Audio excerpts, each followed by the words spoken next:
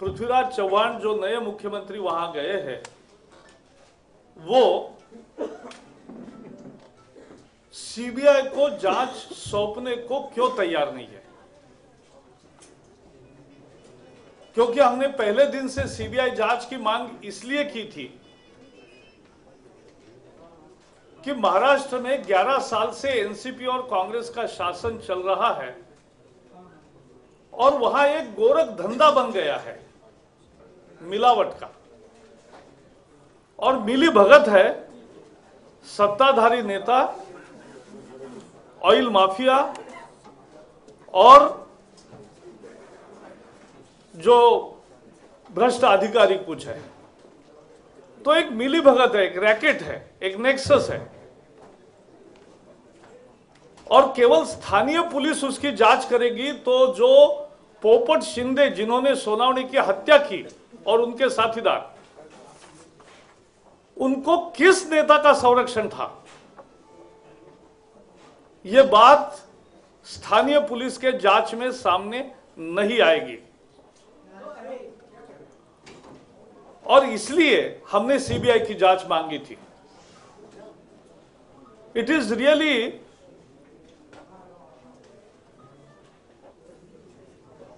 we are really unable to understand why Prithviraj Chauhan, who is a new CM in Maharashtra, is shying away from the CBI inquiry into the gruesome murder of Deputy Collector of Nasik by oil mafias. It is very clear that the oil mafias are protected by the politicians and the ruling politicians in Maharashtra and elsewhere also. And let us understand that it's a big nexus.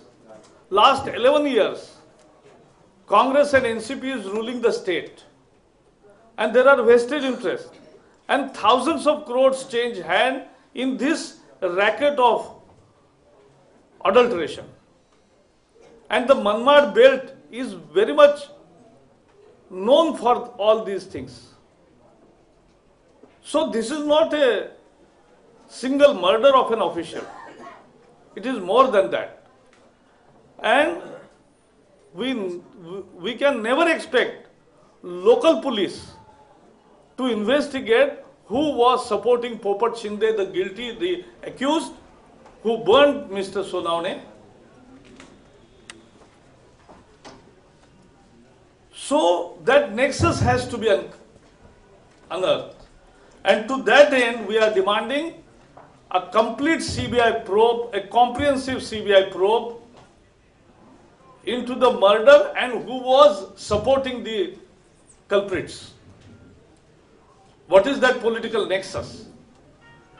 And second is that there has to be an inquiry into all over the country because it's a big racket. ये बहुत बड़ा जटिल समस्या है। आप समझ लिए 520 crore litre का गोरख धंधा है ये, जो 12.5 रुपए में केरोसिन मिलता है और 40 रुपए के डीजल के दाम में बेचा जाता है, डीजल में मिलावट करके।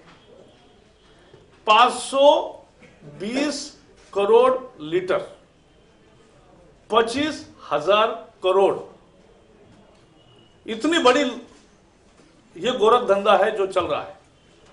और ये संभव नहीं है। कितने ऐसे फैक्ट्रीज है जो बंद पड़े हैं, वहां उस फैक्ट्री के पीछे सारे संयंत्र लगाए गए मिक्सिंग के, वहां ये सारे केरोसिन के टैंकर आते हैं, डीजल के टैंकर आते हैं और मिलावट करने के यंत्र वहां जोड़े हैं, परमानेंट फिक्सचर है और वहां से वो सीधा मिलावट होती है। अब ये सबको पता है अधिकारियों को, लेकिन नेताओं का संरक्षण प्राप्त ऑयल माफिया के खिलाफ काम नहीं कर सकते अधिकारी, और कुछ अधिकारी तो भ्रष्ट भी है, वो भी मिले हुए हैं। लेकिन प्रामाणिक अधिकारी उसको जाएगा तो उसकी हालत सोनावणी जैसी हो रही है। और इसलिए हम मांग करते हैं कि सरकार सब्सिडी रेजिम का ऐसा रिव्यू करे कि जिससे ये अडल्ट्रेशन भी नहीं होगा और केरोसिन कूपन जारी करके गरीबों को सस्ते में केरोसिन भी मिलेगा। BJP demands a complete review of the subsidy regime as far as the kerosene is concerned, that they must evolve a system, and there are recommendations whereby government can ensure that the poor gets kerosene at a cheaper rate by issuing the kerosene coupons, and at the same time avoid the adulteration in the diesel. But this is need of the hour. Whatever Jaipal Reddy with good intentions have said, marking and everything, are all experiments which have failed in the past. So they won't carry. दूसरा मुद्दा है कि सरकार की पोल हर रोज खुल रही है और हमारा आरोप है कि सरकार सच्चाई को छुपाने के लिए सारे घोटालों पर पर्दा डालने की कोशिश में है. The government is engaged in a cover-up operation of the corruption scams. Just 4 examples. CWG accused are on bail, out of jail, because there is no charge sheet. 2 महीने के मुदत के बाद भी चार्जशीट दायर नहीं हुआ, इसलिए CWG के जो 3 अधिकारी पकड़े गए थे आज जेल के बाहर हैं. 2G के मामले में 15 महीने के जांच के बाद भी सीबीआई ने कोई चार्जशीट दायर नहीं की है. परसों मुंबई हाईकोर्ट को फटकार लगानी पड़ी और आदेश देना पड़ा, मुंबई हाईकोर्ट ने आदेश देना पड़ा हाईकोर्ट को कि आदर्श के स्कैम में इतने दिन से सारे डॉक्यूमेंट्स देखने के बाद एफआईआर क्यों नहीं रजिस्टर हुआ. नहीं होगा, आदर्श में एफआईआर नहीं होगा, सीबीआई चार्जशीट सीडब्ल्यूजी में नहीं देगी, 2G की जांच कभी भी पूरी नहीं होगी, क्योंकि यूपीए सरकार ये होना नहीं चाहती है, ये पूरी करना नहीं चाहती. और जिस तरह से सीवीसी के मामले में, और खुद सुप्रीम कोर्ट ने प्रधानमंत्री को यहां तक पूछा 2G के मामले में कि इतने दिन लूट चलती थी, आप खामोश क्यों रहे. और आज भी कल जो हुआ है, जिसको अब सुषमा स्वराज जी देने जा रही है अपना एफिडेविट, सरकार को पूरा पता था, फिर भी ये चुप रहे.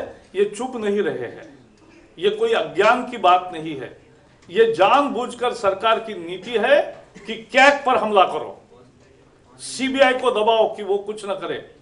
और गवर्नमेंट की रणनीति है कि कुछ सब कर मिलकर एक दिखावा करो, एक छलावा करो कि हम भ्रष्टाचार के खिलाफ कुछ कर रहे हैं, लेकिन प्रत्यक्ष मत करो कुछ और सब छिपा लो. यह पर्दा डालने की, कवर अप ऑपरेशन की भारतीय जनता पार्टी घोर निंदा करती है. और ये इन दोनों के बारे में मैंने आज एक प्रेस बयान भी दिया है. एक जानकारी देनी है, फिर इसी सिलसिले में आगे अनुराग जी आपसे बात भी करेंगे. और जो जख्मी हुए हैं सब युवक यहाँ आए हैं, जिनको बाद में उनसे भी बात करनी है, कैसे जख्मी हुए, क्या हुए, करना चाहिए. ऐसे वर्स्ट ह्यूमन राइट वायलेशन नहीं हुआ है. कश्मीर में पहले भी 10 लाख पंडित वहां से 20 साल अपने देश में शरणार्थी बने हैं और अब देश के नौजवानों को जख्मी किया है. उरी की हमारी विधानसभा चुनाव में प्रत्याशी थी हलीमा अख्तर. ये प्रेस नोट में नहीं है, इसलिए थोड़ा नोट करोगे आप. उरी की जम्मू कश्मीर के विधानसभा चुनाव में उरी में हमारी प्रत्याशी थी हलीमा अख्तर. उसको 25 तारीख को घर से ले गए पुलिस, आंख पर पट्टी बांध के 3 दिन प्रताड़ित किया. और आज सुबह श्रीनगर में जहांगीर चौक में उसको पुलिस ने डंप किया, छोड़ दिया. वहां वो 10% जली है और उसके आधे बाल काट दिए हैं. तो इससे ज्यादा अत्याचार नहीं हो सकता. वो अभी श्रीनगर के अस्पताल में है. मैं बाद में जिनको उनसे या उनके साथी जो है वहां फोन नंबर वगैरह है मैं दे दूंगा. लेकिन ये पूरी कहानी और जिन्होंने सारा लड़ा भी है, और बहादुर नौजवानों ने अनुराग जी के नेतृत्व में जो किया, तो अनुराग जी अभी बताएंगे।